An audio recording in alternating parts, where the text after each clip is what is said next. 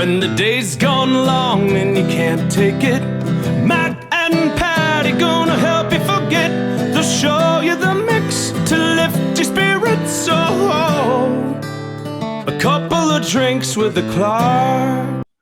All right, ladies and gentlemen, welcome to a special edition of A Couple of Drinks with the Clarks, because we have a awesome special guest.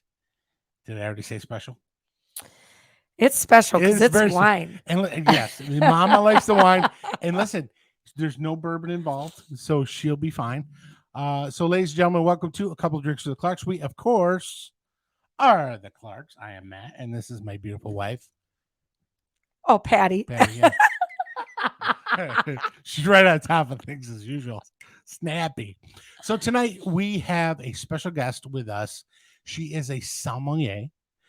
She'll explain to you what that is if you people do not know. Some of you may not. Also, she is a media influencer. She is on several social media platforms. Where I found her was on TikTok. She does an awesome set of TikTok videos that explain a lot of different things about wine and the wine industry. So, ladies and gentlemen, without further ado, sommelier and media guru Amanda McCrossin. Hello.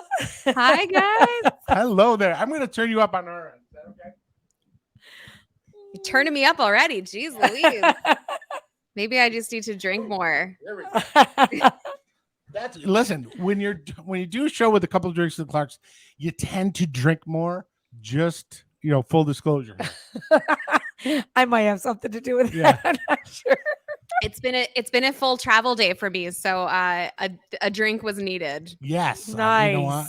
Yeah. And you're just coming off vacation, so God bless. Thank you for coming on the show. We Yes. really truly appreciate you squeezing us into your schedule.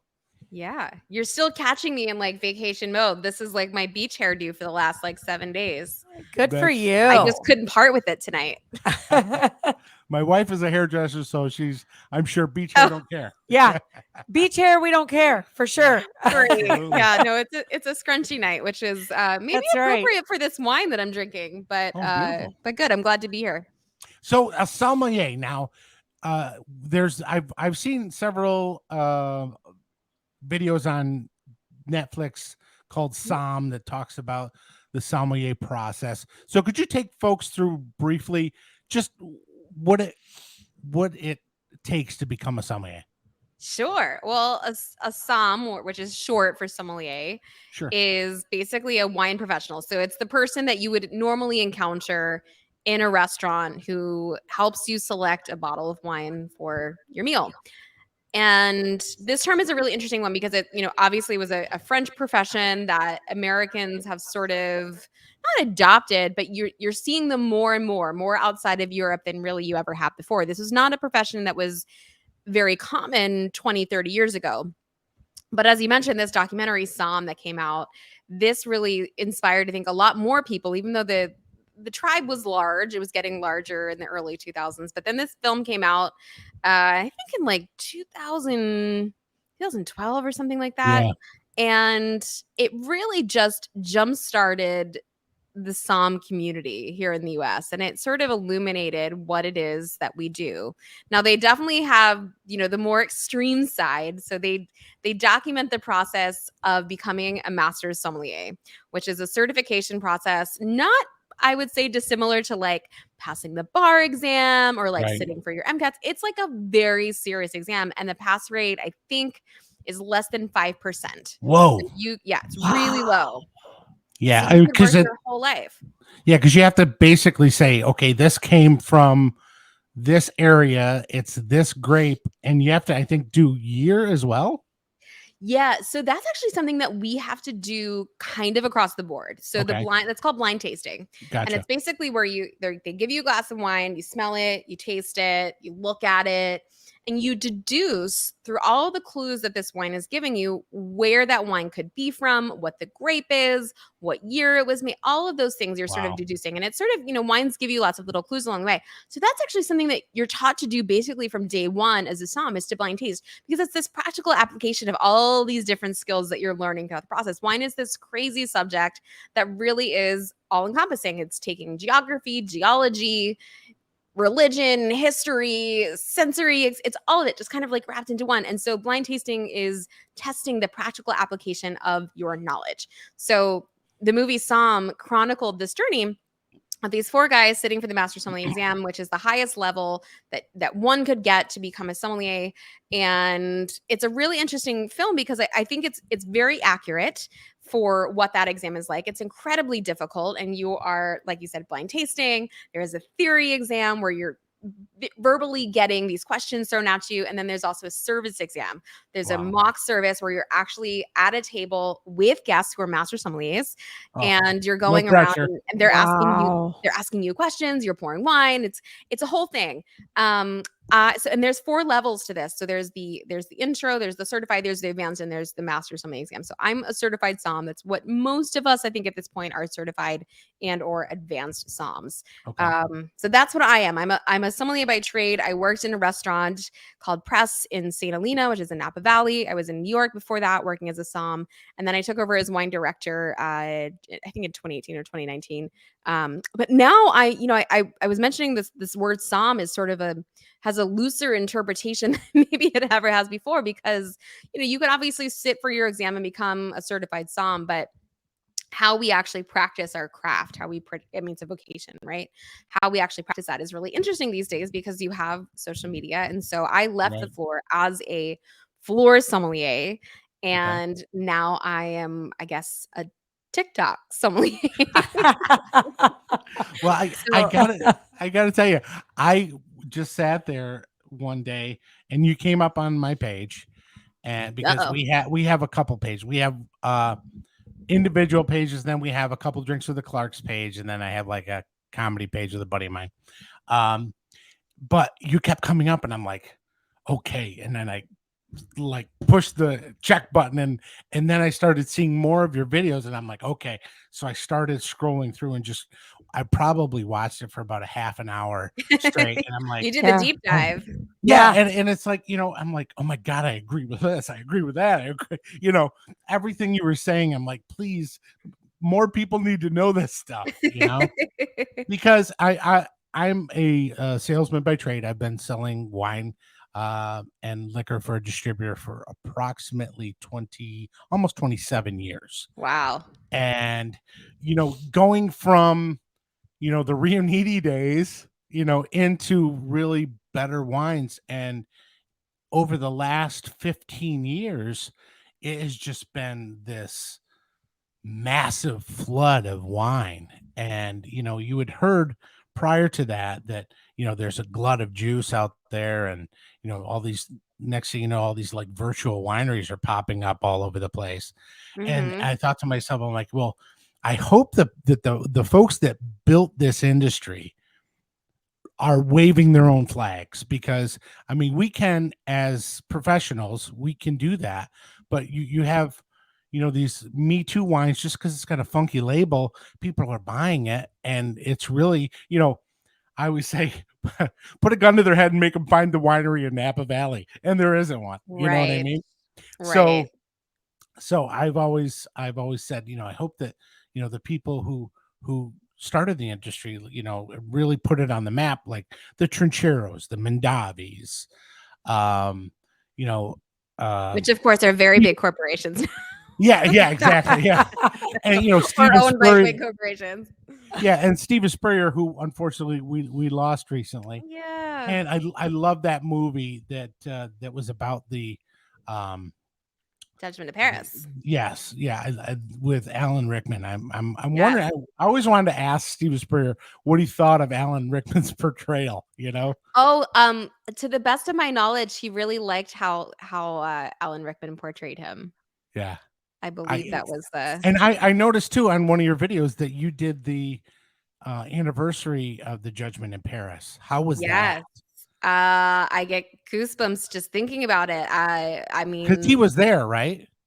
no, so he had just passed. So this whole thing was supposed to happen, I think in early 2021. So they started planning it, I think, in 2019 or 2020. Obviously, things happened. Sure. And Stephen was diagnosed with, I believe, a cancer, and it progressed very, very rapidly. And unfortunately, he passed before it would have taken place if not for COVID, and he might have been there. Right. Then he Yeah. passed. So no, he was not there. His wife accepted on behalf of him, and then Patricia Gallagher was there, who was also part of it. So we had some representatives from the original Paris tasting. That's We had Paul awesome. Draper there from Ridge. It was really, really exciting. But the whole set of events was just really special. And I think to be included in this retasting was like sort of a pinch yourself moment. Like, I'm a girl from Philly. I didn't grow up in a house that drank wine. I'm looking around me like, how the heck did I get here? Yeah. Right. And you're in the cave, right? Was that where it was? We It's, we did the first tasting at Stag's Leap, and then we did the second tasting that was the actual judgment. We actually did that over at Charles Krug, which is one of California's great storied historic wineries. Yeah. Really cool. That's awesome. I mean, it's so when they did the Judgment in Paris retasting, did they have like the same vintages, or was it just current? Was it current stuff? Yeah, so they did it basically as it would have, like, if you took the same concept of the Judgment at Paris in 1976 and you just reapplied it today, it was the same sort of idea. So it was the best of the world in a blind tasting with wine professionals. So it wasn't the same wines, though there were a few repeats in there. But it wasn't a retasting of those specific wines. So though that has been done, this was like the best of Bordeaux today, the best of Napa today. Australia was in there, Italy was in there, which is really kind of exciting because when you think about, the Judgment of Paris was really important for a lot of reasons. But I think one of them, of course, was the fact that up until that point, no one was really paying attention to wine regions outside of Europe, like Australia, South America included, right? Right. And so to see this tasting take place and see all of the different regions around the world that now produce world-class wines, I think as a wine professional is really exciting for me because it really symbolizes the growth that we've had in the very, very short amount of time since 1976. So it was really special in a lot of ways, and it was certainly a moment I will never forget. I drank a lot of really great wine, and ultimately, so I don't know if you saw the outcome of that, but ultimately, the Chardonnay that won that tasting was from Australia. No kidding. Who was that? Yes. So Lewin Estate Art Series was the wine, which is really cool, and not a terribly, by comparison, not a terribly. I think it was actually the least expensive in that lineup. That wine usually goes for about $85. Oh my God! Wow. Yeah, and it was up not against hard to ones that are find. 200 plus, right? Yeah.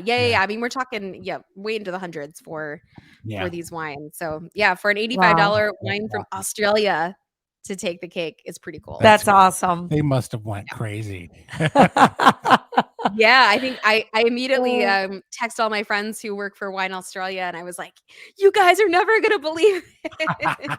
That's awesome. That's so cool. And that's actually pretty cool that they allowed the newer areas in there. I mean, that's really, really neat. Yeah. So the other thing I wanted to ask you is what was your biggest like video that kind of pushed you over the edge as far as like people signing up and I shouldn't say signing up because you don't really sign up, but clicking on you and following you? Was there a specific video that you talked about something? A shining moment, like wow.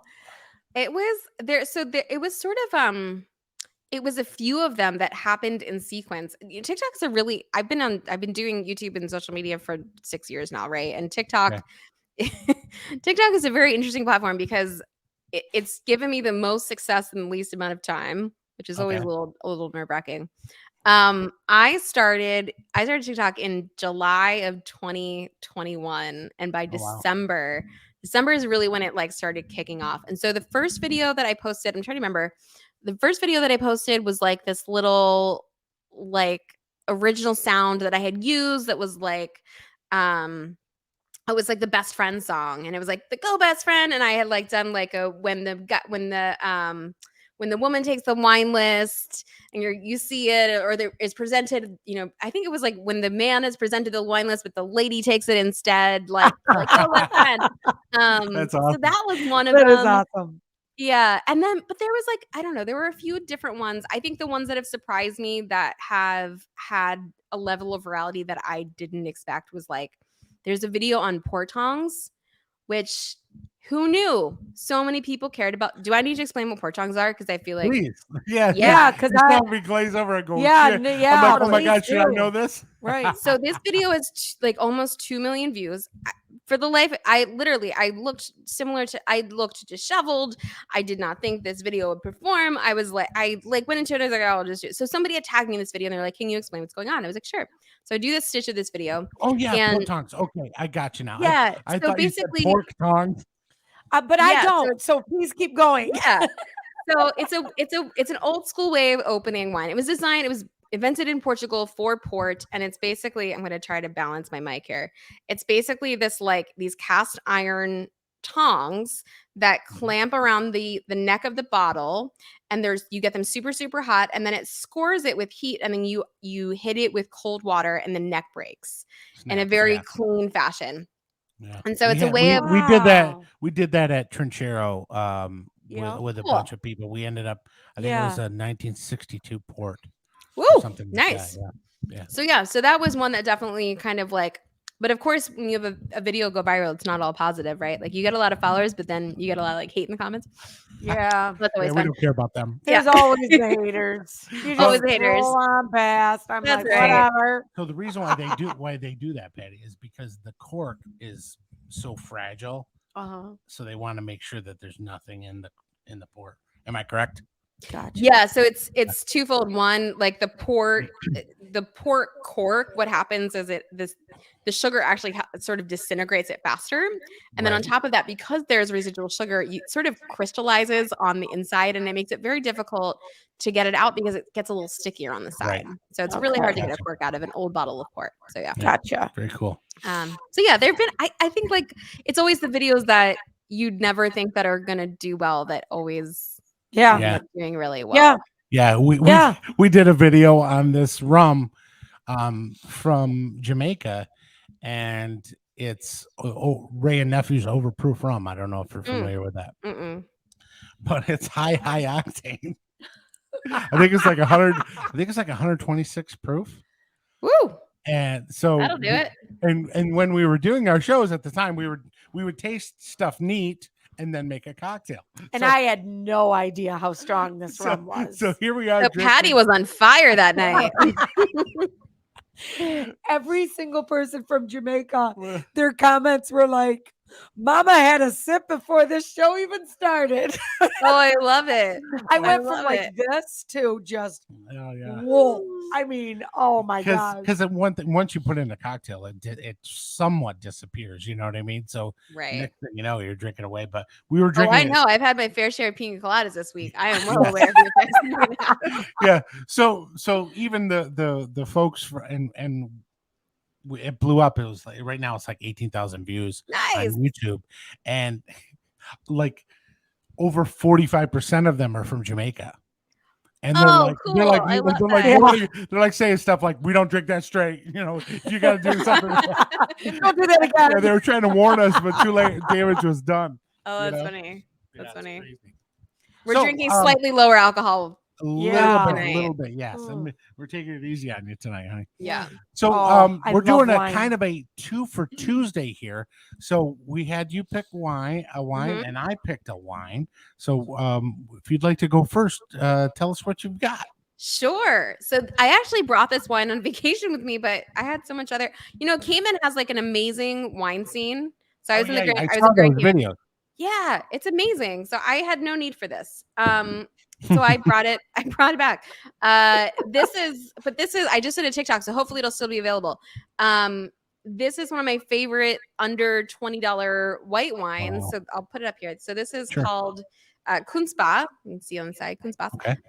It's from Alsace, and the grape is Pinot Blanc, and it is and it's imported by Kermit Lynch, which I think is an important note, because when we're talking about like wines from Europe, importers really matter. Okay. Kermit Lynch is a wonderful importer of European wine. So my advice to anyone that is trying to get into European wine, as you're sort of exploring, take a peek. It's usually printed on the back somewhere. Take a peek who's importing that wine, Right. because a lot of times they have a similar palette, right? Like they have a through line of things that they're maybe thinking about bringing in. Anyway, this is 100% Pinot Blanc. To me, it's like, I know you guys are drinking Chardonnay tonight. This is like the Chardonnay that I want to drink in the summertime poolside. So it's not, it's just not, right? So it's still got texture. It's still got a little like florality to it, but it's just a little more bright, and it just feels really delicious on its own.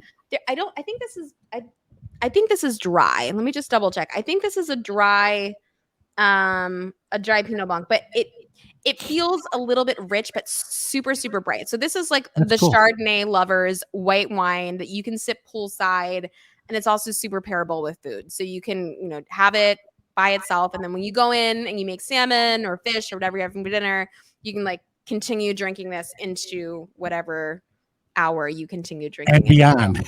Exactly. But it's one of my favorite. It's a heralded producer, and they make very expensive like cuvées of this wine. I shouldn't say very expensive, but compared to $17, they make like a $60 one. Oh wow. But this is sort of their entry level, and I just think like for quality of wine, what you're getting, deliciousness, and like I said, it's $17-18. Like it's hard to beat. So is it? I'm sorry. Go ahead. It's a Pinot Blanc. Pinot Blanc, yeah. Okay. So that's the variety. Because I find, I'm sorry. Go ahead. No, go ahead. I find for myself that I'm always drinking Chardonnay. It seems like a nice Chardonnay, but then in the summertime I'll switch to a Sauvignon Blanc, and I'm looking for that like happy medium, because sometimes the Sauvignon Blanc is not what I want to have. Might be a little bit too citrusy for me. Exactly. And Chardonnay might be a little bit too dry on a hot day. Yes. So you're saying all the right things. Like it would be. Yeah. Okay. Yeah. So you're kind of like venturing into bright territory without losing all the things. So so you got Sauvignon Blanc, you got Chardonnay, right?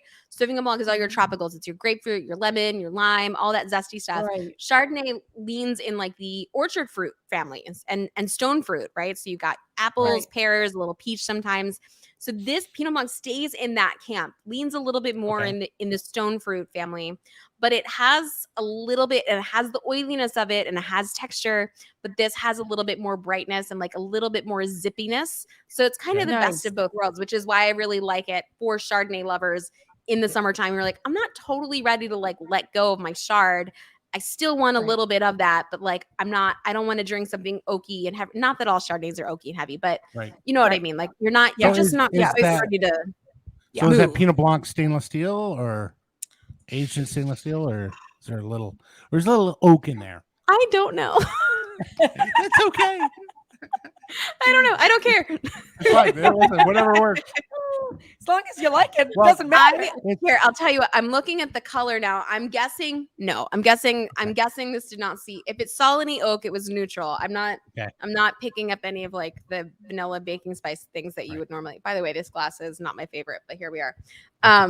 Thank you, Airbnb. We're in that camp as well. Yeah, we're in that camp as well. We couldn't find our white wine glasses. Yeah, I don't know. Probably not. Gotcha. I won't say no, but probably not. Yeah. Gotcha. Yeah. So I've always, well, I shouldn't say always, but we've done a few shows with some of the other Antinori products with regards to some of the Biancos that are coming from Umbria, like the Chateau or the Santa Cristina Bianco and the Villa Antinori Bianco. And I always say that it's almost like these are wines that Pinot Grigio wishes it was. Yeah. Because they have flavor. You know what I mean? They're just you know what we say about Pinot Grigio when we're blind tasting? It's the wine when you don't smell anything or taste anything. It's Pinot Grigio. Yeah. Yeah, the old one note. And then and yet there's some that they, charge you $40-$50 for. Blows my mind. Yeah. There is some great, there are some great ones from like Friuli. If you just have to know where to look for them. I think Pinot Grigio is one of those grapes that isn't it's not a great variety, but I think there are occasions in which it's made really well. You don't have to spend a fortune. Pinot Grigio is not a wine that you should spend more than like $25 on, like ever. Gotcha. That's a $15 to $20 100% agree with you. white wine. Right. Don't spend a lot of money in Pinot Grigio. There's not much you can do to it. Yeah. What are you guys drinking? All right. So we are drinking Antinori. Well, this is from the Antinori family. It is Castello della Sala. Wait a minute. Have I been drinking this whole time and you guys haven't? No. Yes. Well, I try to keep her away from it just so we can make the end of the show. I would have started drinking already, but because it's wine, he knows how much of that I will drink. So I think he was like, we better wait. I support this decision, Patty. This is my jam right here. Wine. It's like, finally, we have someone on our show. Well, she'll be calling you regularly. Yeah. This is like such a wine stomp thing to say, but I have to say I never use these and I struggled so hard to use it. If you want to see a Somm just totally explode, like give them one of these things. So is your favorite wine opener like one just like one? I just like a standard wine key. I like a waiter's corkscrew. Yeah. Okay. I have nothing against other contraptions other than I find them personally unnecessary. Yeah. Right. But I will say this, with being in the business, you've come across a lot of wine openers or, captain's, whatever they want to call it. But this one is, if you want, send me your address. I will send you one because I stashed a few. Oh. This is the Cadillac. Mac Daddy. It is unbelievable. It's a double hinger. Yeah. But it's sturdy. It's really well made. It's got a great knife, and the corkscrew is Teflon coated, so it goes in easy. Very, the helix. So this baby is from my friend Lynn George. She is our Kendall Jackson rep. She got shout out to KJ. Yeah, she got these for me, and I got to tell you, more of a shout out to Lynn, to be honest with you. All right. But she gave me a few because not in my division anymore. But anyway, I digress. But so this Umbria Chardonnay, I always love this one. They make the Travarro, which is their higher end, a little bit more expensive. It's kind of like they consider it like the super white. You know how they have the super Tuscan. They consider the Travarro the super Umbrian white. I've never had it. This Bramito is fantastic. So cheers, love you. That's our thing. Cheers. Cheers to the girl who's been drinking for the last 30 minutes by herself. Okay, so let me ask you this, because you are the professional. What is the first thing that you do when somebody pours you a glass of wine? What is the first thing you do, and what do you look for? Do you swirl? Do you sniff? What do you do? I smell it. So the way that I was taught was anytime you introduce oxygen, i.e. swirling, you change the wine. So to me, I feel like if I swirl it first, I could potentially miss something in that, in that beginning moment, right? So the first thing that I do is I smell the wine. I take a sip, I assess casually, and then I give it a little swirl and do it again. I guess it just, it depends on what I'm doing. It depends if I'm like, if I'm professionally assessing a wine, that's a whole different right. But if you're just hanging out casually with your friends, do you find yourself going, "Ooh, I like this," and smelling and? Yeah, I think I smell my wine a lot. Yeah. Do you find yourself having, trying to pull out information from people as far as what they are experiencing with the wine, or no?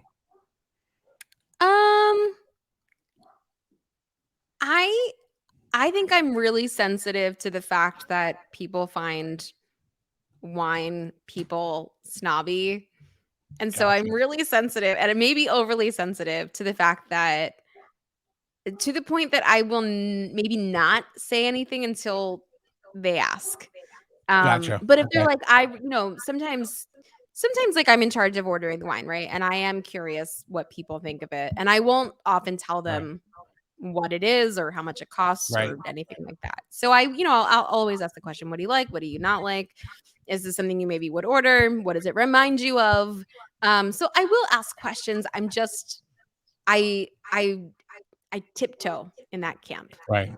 Yeah. Yeah. I mean, so I've done this a few times, but it's not necessarily me yanking information. It's they give you a little bit of, I want to ask questions, and then I kind of like, they say, well, I taste apple. I'm like, well, okay, that's great, but Yeah. what kind of apple? You know what I mean? So I try to get them to, really dig deep into their, memory banks of what type of apple that reminds them of, or if it Totally. reminds them more of a pear. You know what I mean? So it's Totally. almost like trying to pull it out of them in that way, not like Yeah. being, I know more than you type thing. Right.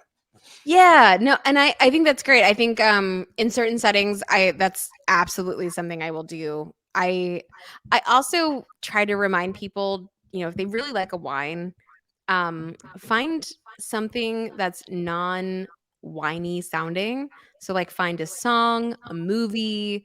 If you're in a restaurant, like find something that maybe like you to make it sticky in a different way. I think people Okay. really get hung up on these tasting, just on these descriptors of wines, Yes. and they forget, And you right? have to They're like, mention ratings too. Yeah. exactly, right? They forget exactly because every wine smells like apples. So my advice is always like, True. all right, like, is this like a little more Lizzo or a little more Ariana Grande? Like, what do you Sure. think? Right? And Mhm. I think those are the kinds of things that people are like, oh, like it's maybe more Lizzo, right? It's Right. got like fire and intensity, Party. and like Yes. party time, right? Yeah. If it's like kind of like sitting back and it feels a little diva like, maybe it's like giving you just the razor's edge of what you want. Like maybe that's Ariana Grande, or she's like Right. hitting all the high notes, right? Yeah. To me, like those are the kinds of things that I will talk about, like and I that. think that's just for me. Yeah, that's awesome. I learned early on that I couldn't remember all the like there's certain things that certain grapes will have. Like I know there are varietal characteristics, there's markers that every grape will have across the board, but like what is the personality of that wine, and how can we figure out what the personality is in a way that we're going to remember it? Because ultimately, like, the reason that we like this Chardonnay versus that Chardonnay has everything to do with the personality of that wine. And I think it's important that you understand that those are the things that differentiate the wines, not necessarily the descriptors that you're going to forget in 2 hours. Right. Exactly. There's so many variables that people have no idea about. Yeah. With regards to wine. So I have a question. Now you live in Napa, correct? Mhm. Okay. So there was a customer in the store the other day that was saying something to the effect of, I'm not buying any Napa Valley winery wines for the next couple years because of the forest fires, because Okay. everything is smoky and Okay. weird. Now, is that like normal, or is he way off base, or is that kind of Okay. So no, well, is it normal? I don't know. Is he off base? Yes. Not entirely. I mean, there is merit to what he's saying. Sure. Okay, so we had two in Napa Valley specifically, right? Because California forest fires are everywhere. Right. We had 2 sets of fires. One was in 2017. The second big ones were in 2020. Mhm. Little pockets here and there, but very mild. In 2017, the fires happened in mid-October in a very, very hot vintage. Right. And because it was a hot vintage, pretty much everything had been picked by that point. Like I think It was already 85% of the valley had been harvested by the time the fires broke out. I mean, it was like crazy heat spikes that we got in August. So those grapes were definitely ready. They were already off the vine, no problem. Not to mention the fact that like those fires, while very unsettling and did a ton of damage to Napa Valley, especially in like the Atlas Peak and Mount Veeder areas, they were very concentrated where they were. And because of how the winds were, it was really interesting because we actually didn't have a ton of smoke in the valley. The winds were so strong, they were moving in such a fast pace in such a direction that they were actually moving everything sort of like down towards the Bay Area, right? Down towards San Francisco. So that vintage, there's definitely going to be some pockets of wines that you don't want to drink, right? Sure. Just a few. In 2020, that's a really interesting vintage because we had 2 rounds of fires and the valley was pretty blanketed with smoke. It was not great. It happened in August. It happened again in September. And so we did, a lot of the wineries are not going to make wine in that vintage. However, Napa Valley, if you've ever been there before, is filled with microclimates. There's tons of pockets of this region that sit higher and lower where the winds kind of are. So there's not one rule of thumb that you can play or one category. Right. Yeah, you can't categorically say that like the whole vintage was ruined because there are producers who are going to make beautiful wines in 2020. And as far as like saying, the last few years I'm not going to buy because that's just not true. I mean, we definitely had some smoke issues in 2020. 2018 was a magnificent vintage. 2019, a magnificent vintage. 2021, a lovely, wonderful, magnificent vintage. We just had these years that they weren't great. I think what we will start to see is a lot of prices continuing to move up. I mean, you had mentioned not being able to get a wine earlier because of supply chain issues. Again, like we're seeing that across the board in the wine industry. Of course, in Napa Valley, we're dealing with that. On top of the fact that because of the 2020 vintage, we're going to see winemakers trying to recoup costs because they aren't making money. So I think we'll start to see prices potentially increase as a result of that. But yeah, it's not. I don't think it's a situation where it's like stop buying Napa. Everyone wants to hate on Napa. It's the obvious. It's the obvious person to hate on, but it's okay. Yeah, it's the other thing. The other thing too that kind of made that I really wanted to ask that question is because I was out there and I was talking to a winemaker, and I won't divulge who it was or where they were from or whatever, but he was saying that they had the grapes coming in, and there was next door to them where they were crushing was this organic farmer, and what they did primarily was sun-dried tomatoes, but they had a bunch of leeks that year. So they were hanging leeks and drying them as well. So the prevailing winds were blowing towards where they were crushing, and the leeks got into the batch of Chardonnay. And he goes, it was like heartbreaking and off-putting at the same time. Oh my gosh. He goes, and we unfortunately had to sue them because they're not supposed to do that. Yeah. And he goes, and I'm like, oh my God, what did you do? He goes, we ended up, he goes, I really don't want to talk too much about it because it's so heartbreaking. I'm like, well, geez, you could have thrown it in a 5-liter bag and sold it to restaurants for cooking. That's right. And he looks at me, and he looked at me, and it's almost like, oh my God, why didn't I think of that? You know what I mean? Totally, though. Yeah, because you're supposed to cook with good wine. Yeah. So why wouldn't you? I was like, okay, you obviously didn't do that. Sounds like you're on the payroll as a consultant now. Somebody better, right? Oh, but yeah, goodness. So it's it's an amazing thing. People don't understand that, or they maybe don't realize. I mean, it's an agricultural product that grows in the ground.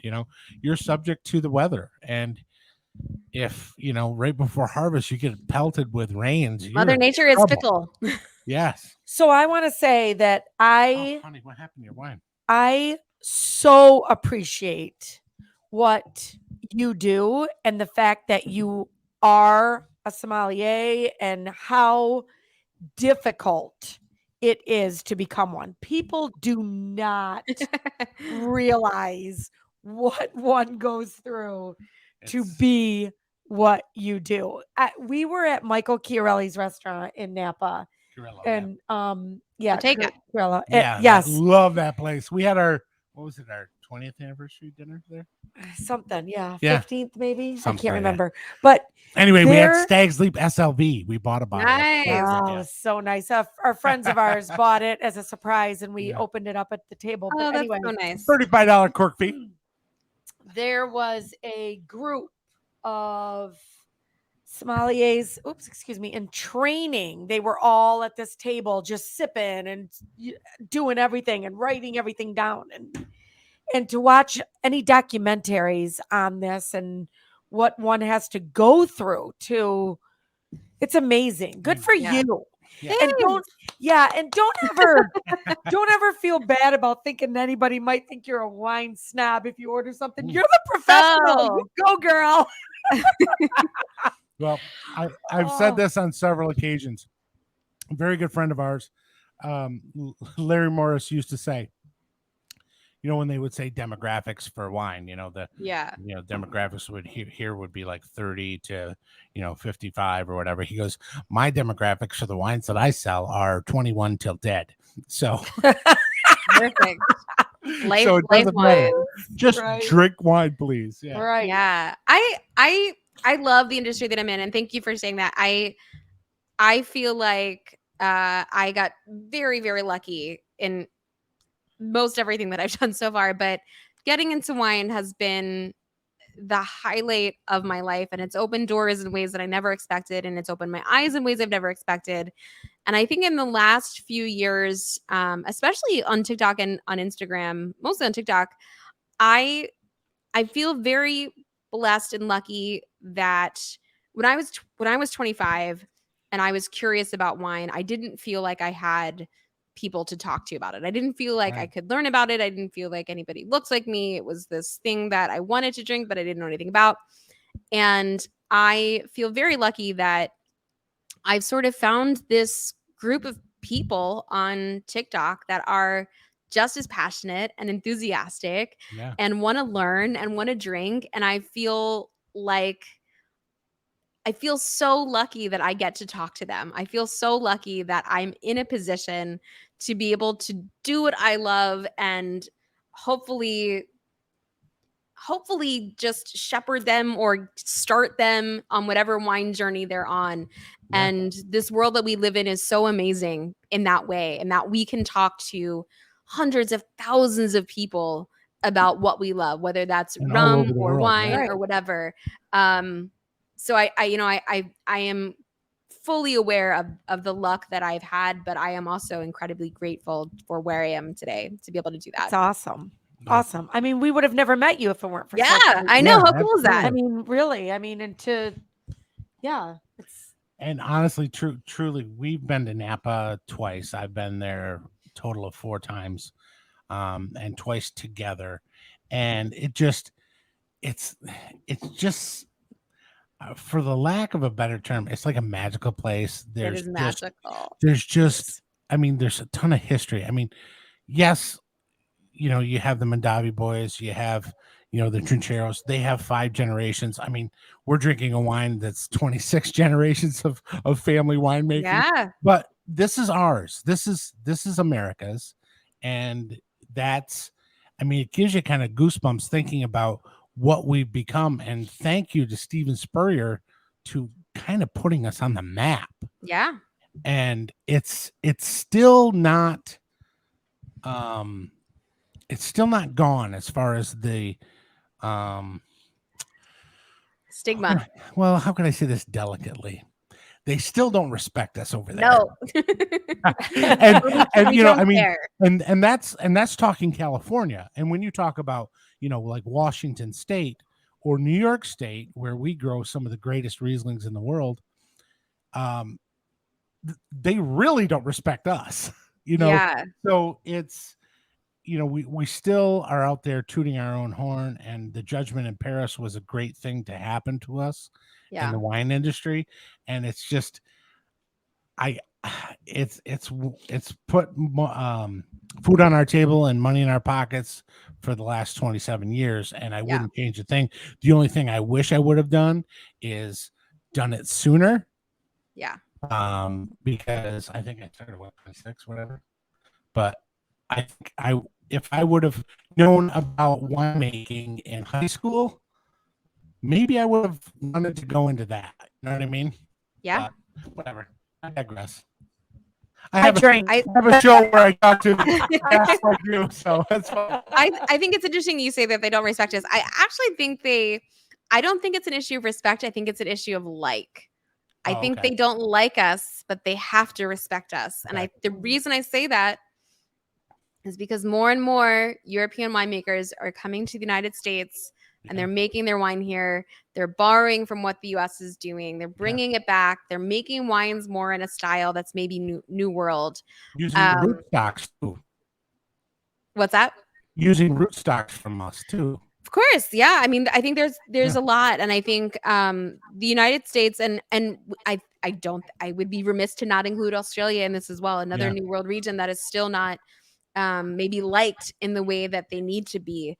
But there has to be respect for both of those places for a number of reasons. But I think it's a combination maybe, but I do think that there is a level of respect that the California regions are getting now, just based on what I'm seeing both in a financial interest and in a professional interest. I just hosted a group of sommeliers from the Nordics, and they're so wildly passionate about California wine. So it's happening. Cool. It's just it's awesome. It's so easy to hate on California. I mean, I hate to say it, but proud Americans, right? Totally. But like, it like California is a little bit cliche in that way, but I think it's also cliche for a reason. Like, you've been to Napa. It is a magical place. I live there. I breathe it every day. It's not lost on me. And it's just as magical to live there as it is to visit. Yeah. And I think for that reason, like, people, they want to hate on it because it's so stinking beautiful outside. Yeah. I mean, it is. And the thing is too, is Napa Valley, as large as it is, there's really not that much area under vine. No, and I mean, when you consider Sonoma too, which is what, like 4 times the size of Napa. Right. Yeah. We went and the thing is too, is there's not a bad meal ever. We eat well. Yeah. And the wine is just, my waistline is taking a hit. It's like, oh my God, I put together this thing. So I went to the City of Napa website, and not City of Napa, but town, whatever it is. And I downloaded this map that basically showed where, the public wineries are, where the private ones are, appointment only and stuff like that. And then I, of course, utilized the wineries that we represent. And I put together this map I called it the food and wine extravaganza. So good. It was like every place was better than the next, and just great. Food was awesome. And it was like, there's so much there, that it just, and I know that just due to the fact that I only sell certain products, I know I'm just scratching the surface. Yeah. Oh, I live there and I'm only just scratching the surface. I know. Yes, I don't feel bad then. Yeah, no, it's a bon vivant's paradise. There's plenty of things to do. There's plenty of things to eat, plenty of wines to drink. And Napa's not that big. It's only 30 miles north to south, 5 miles across. Right. Place. And yet we've done big things. Produced unbelievable wines. Yeah, absolutely. Yeah. And the other thing too was we had dinner at this one spot when we first got there, and we ordered this unoaked Chardonnay. I think it was Saint-Supré. Nice. It was. Yep. It was like, we're buying a case of that. So the next day we're over there. Very, very eco-friendly Saint-Supré. Yeah. We did. We ended up selling it. And then we went to Sonoma, where we at the old Chateau Souverain property that Nice. that Francis has. So there were these really cool. I said to Patty, I go, "This is what we need to do when we retire." It was this older couple. They were running the tasting room, and they knew everything about the wines, and they were entertaining. And I'm go, "This is us." That's what I want to do. So I want to work a tasting room. So I bought this. I bought this awesome. humongous 3-liter of Coppola Cabernet with etched in the bottle a scene from Apocalypse Now. Nice. And on the bottom, this is the kicker. On the bottom, there was a DVD of Apocalypse Now, the director's cut. So it opens up, and I said to the guy, I go, "Hey, listen, Frank, do me a favor. If Francis comes in before this thing ships, have him sign it for me, please." Yeah. And then as I was leaving, I go, "Hey, Frank, listen, after I leave, if you want to sign best luck, Clarky, love Francis, I will never know." I love it. Well, when you move to California, to Northern California, Sonoma or Napa, you'll have to get on the Cameo Cinemas mailing list, because the Cameo Cinema is a single screen theater in St. Helena. And it's sort of become the Coppola's, like, it's their place. So they screen all of their films for the town of St. Helena before they even get released. Oh, no kidding. Francis comes in. So the 50th anniversary of The Godfather just happened, right? So they did 2 screenings at the Cameo, and Francis did a Q&A and talk back after for our, our tiny little town of, nothing. It's a 120 seat theater. It's a darling jewel box of a theater. It's totally renovated. It's wonderful. Has 4K laser projector, Dolby Atmos sound system. But it really has sort of become like the Coppola's place that they come and screen all their films in. So oh my God, you will for sure, if you come live there, have to absolutely. I think we're gonna live in St. Helena now. I know, right? Exactly. Yeah, it's just an amazing place. And our first winery we went to when we first went to Napa together was Franciscan, and I think it's just kind of like now it's The Prisoner. Yeah, exactly. Shocker. And then after that, we didn't have an appointment, but we went to Inglenook. Oh, so beautiful, right? Oh my God, what a place. Gorgeous. And they took such good care of us. Yeah. I mean, we sat there. The girl who was doing the tasting room, she goes, "You guys sit over there. Give me a minute, and I will take care of you." I mean, we had probably a $400 tasting. Amazing. Amazing. And of course, we took care of her. But oh my God, what the wines in general. And this, I think, was prior to him turning it to Inglenook. I think it was. The Nibon Coppola. Yeah, and that staircase that they have there. Oh, it's an amazing place, and they've really kept the original winery intact. That winery, as I'm sure you remember, has crazy roots in Napa Valley. Yes. Yeah. And since it was Nibon Coppola, I'm sure you didn't even get to taste the kinds of wines that they're even making there now, which are incredible. So he hired Philippe Pascal from Chateau Margaux in Bordeaux, as well as Chris Phelps, who was the original winemaker at Dominus. They're both consulting winemakers for Inglenook, as well as another gentleman whose name I'm blanking on as the on the ground guy. But they are doing those wines. They were great before. They've done a complete 180. They are incredible. Inglenook back in the 40s, 50s, and 60s was an incredible winery. Right. I mean, these are some of the longest lived wines you'll have in Napa Valley. And they're really bringing it back to that level of premier Cabernet. Wonderful winemaking. Yeah, exactly. That is so cool. There was a story that I had heard when Francis first bought the place, and Mondavi lived next door. Robert did. So they had dinner, and of course, with the purchase of the building came the cellar. So Robert Mondavi goes, "Let's go down." So they went down and they opened up a bottle that was probably, I think, 65 years old or something like that. And they went to taste it, and the color was still there. The aroma was there, but the wine had been shot. But Mondavi's like, "I knew it." He goes, "This solidifies my theory that Napa cabs can stand the test of time. Yes. And he was like just over the moon about it, which I think that's one of those stories that I've held on to for a long time. It's just, it's really cool to hear that. It was a cool story. Really cool story. So. Yeah. Napa wines are here to stay. Yes, ma'am. And we will present them every chance we get. Yeah, I know. I feel bad that I'm drinking one from Alsace, but it is very delicious. That's right. We have Italian. We have Italian wine too. So you're the expert. Listen, they have roots in Napa too with Antica, so it's okay. That's true. That's true. Those wines are great. Right. So if you could leave anybody with a good little wine, I don't know, a fun fact, what would you tell them? What would you, I mean, besides drink what you like, what's your fun fact about wine? Ooh, a fun fact about wine. Okay. Yeah. Well, I'll tell you one of my first fun facts that I imparted on TikTok, which so maybe not specific to wine, but when you are tasting a glass of wine, one thing you should never do is take a sip of water just before you taste it. Okay. So the reason that you don't want to do that is when you're tasting wine or when you're doing anything, your palate is constantly trying to reset the acidity. Basically, it's trying to reset the pH level in your mouth, right? So you're trying to get back to neutral.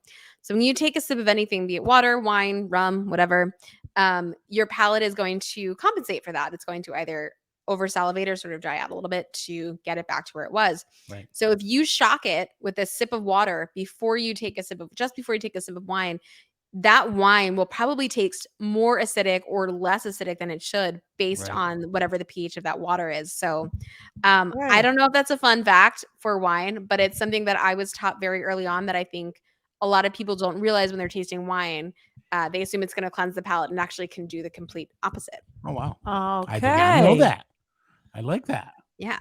Yeah, that's because So- you're a big water drinker. Yeah. So just Don't stop drinking and water. I just drink, eliminate water. I Period. just drink wine. I don't even drink my water. Just take it, but I think the point is just don't do it right before, right? Like take a few swallows in between. But yes, please hydrate. This is not me saying like don't drink water. Save water, drink wine. No. Yeah, the water commission will come right after you. Right? Exactly. Unbelievable. Well, listen, we don't want to keep you. We thank you so much for coming. No, it was my pleasure. Thank you for having me on. It was a blast, and we learned a lot. And listen, ladies and gentlemen, check her out on TikTok, YouTube. We respect you. Good for you. It's tough what you do, and it's tough what you guys do.